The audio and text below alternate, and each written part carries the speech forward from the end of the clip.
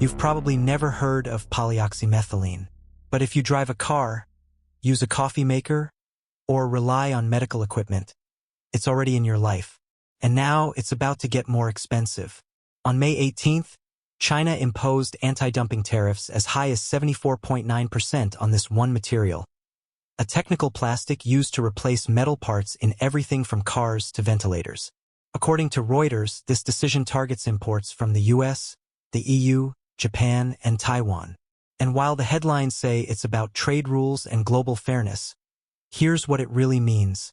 A small component is now triggering a big chain reaction. Your mechanic might charge more. Medical costs could quietly rise. And small businesses that rely on affordable parts, they're squeezed again. You won't see this tax on your receipt, but you'll feel it in your wallet. So the question is, are we protecting our industries or quietly punishing consumers? Because when trade policy becomes a shadow tax, we all end up paying. And that's just the start.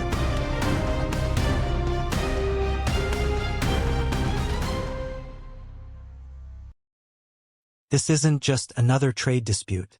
It's a signal, a new kind of pressure point in the U.S.-China economic relationship. On May 18th, China's Ministry of Commerce announced anti-dumping tariffs as high as 74.9% on a plastic material called polyoxymethylene, or POM for short. According to Reuters, in May 2025, the measure targets imports from the United States, the European Union, Japan, and Taiwan. China claims these countries have been dumping this material at unfairly low prices, undercutting domestic manufacturers. But here's the twist. POM isn't some exotic industrial chemical. It's everywhere. It's used in car dashboards, fuel systems, medical devices, printers, and even your home appliances. And until now, it's been a low-cost, high-reliability replacement for metals like zinc or aluminum, which makes this move less about dumping and more about disruption. By targeting a foundational input that runs quietly through global supply chains, China is sending a message. This isn't about visible consumer products. It's about upstream leverage. Who controls the things that make the things? That's what's being fought over now. And for U.S. manufacturers, this could quickly become a cost crisis. They may need to find alternative suppliers or pay more to keep production going. Either way, the costs don't just disappear. They flow downstream, to businesses, to hospitals, to American consumers. So while governments frame this as a rules-based trade correction, what's really happening is a hidden tax buried in plastic but paid in dollars. And that's only what's on the surface. Let's go beyond headlines. You might wonder, if this is just a tariff on one type of plastic, how bad could it be? Here's how it plays out. POM is a workhorse material. It's used in fuel injectors, brake systems, refrigerator hinges, surgical tools, and hundreds of machine components most people never see. But now, the price of POM is spiking, and not just in China. When a major producer adds heavy tariffs, global prices rise. Importers scramble. Alternative suppliers charge more, and manufacturers recalculate everything. Who pays for that? You do. Let's say you drive a car made after 2015. Odds are it has between 10 and 30 components built with POM. Just one of them, like a fuel regulator valve, now costs more to produce. That difference may only be a few dollars per part. But for automakers building 1 million vehicles, it adds up. And when production costs increase, prices follow. According to CNBC, in May 2025, analysts expect material-driven cost increases in auto manufacturing to range between 0.7% and 1.1% per vehicle, depending on how long the POM disruption lasts.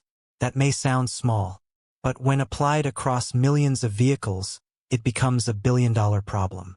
It's not just cars. Medical device makers use POM for low-friction gears in infusion pumps and diagnostic tools. A price surge here doesn't just hit equipment makers, it affects hospitals, insurance companies, and ultimately premiums. The same is true for appliances, printers, and industrial machines. Now multiply that by small businesses. They don't have the volume or leverage to absorb extra cost.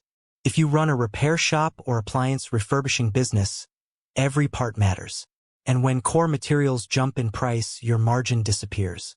Some may pass the cost to customers. Others may quietly cut corners, swap out components, delay repairs. And that's where the ripple becomes a fracture.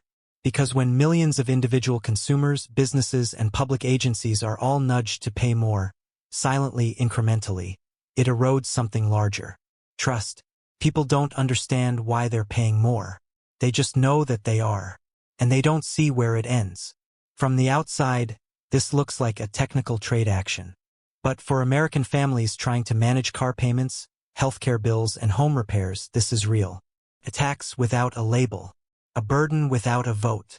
And most of us never saw it coming. But that's just the visible layer. The real story of who gains while the rest absorb the cost is still ahead. At first glance, this sounds like a defensive move, one country trying to protect its industry. But let's look closer. China says it's leveling the playing field. But it's doing so with a weapon that hits global prices and mostly hurts downstream buyers. That's not a win for fairness. That's strategy. Now here's where it gets interesting. When anti-dumping tariffs make one material more expensive, markets shift. Buyers rush to secure alternatives. And certain players benefit, not necessarily those meant to be protected. For example, chemical manufacturers in Southeast Asia and Eastern Europe, who weren't named in China's ruling, now see a flood of new orders. Their prices go up. Their profit margins improve.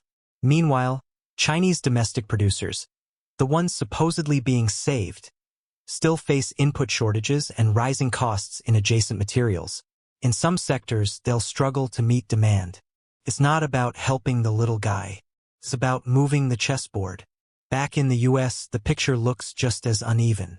Large multinational manufacturers have supply chain teams and contracts in multiple countries.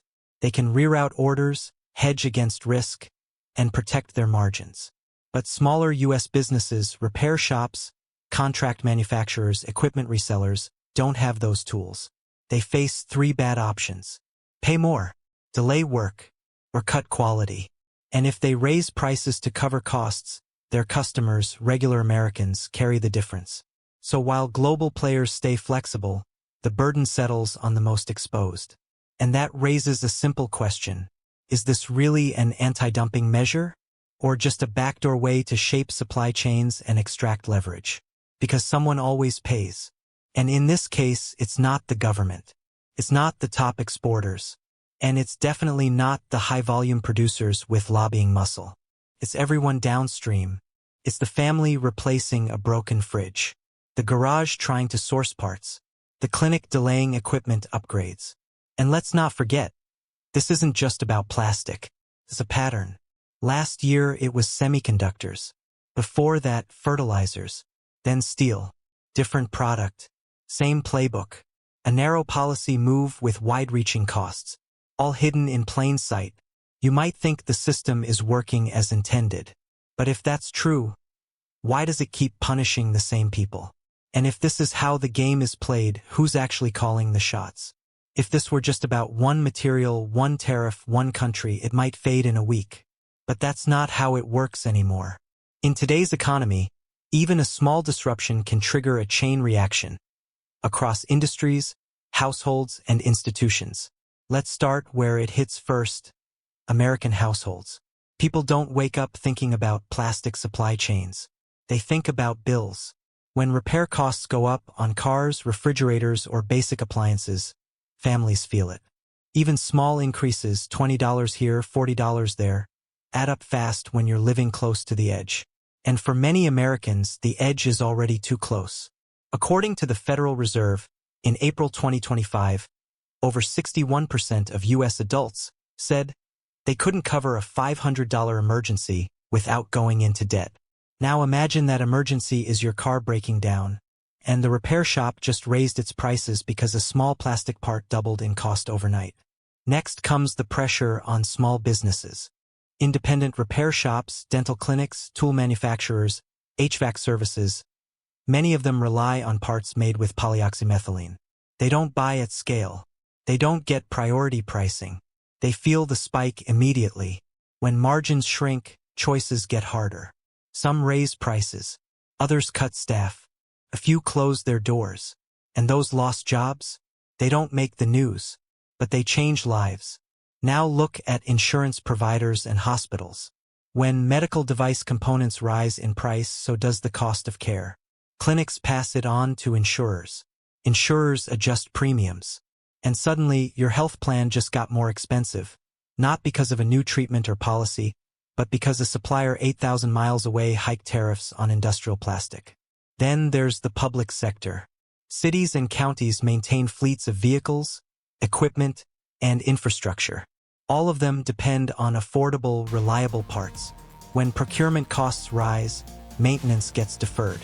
That means more broken-down school buses, delays in public repairs, and yet another burden passed from policymakers to taxpayers.